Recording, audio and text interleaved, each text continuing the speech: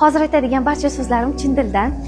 Yil boshida oilamiz bilan arab davlatlariga sayohat qildik va o'sha yerda men birinchi marotaba mana shu libosni kiyib ko'rdim. O'sha paytdagi hayajonim, hislarim hali ham yuragimda va uyga qaytib kelgandan keyin mana shu ichimdagi bo'shlig'ini to'ldirish uchun rosa harakat qildim va shu narsani angladimki, ingliz, rus, fransuz tillari insonni dunyoviy tafakkurini kengaytirsa, aynan arab tili ichki dunyosiga va tafakkuriga ko'proq hisoblanar ekan. Shuning uchun men Zinur akademiyasiga keldim. Bu yerga kelib o'rgangan ilk sabog'im. Ilm olishga hech qachon kech bo'lmaydi.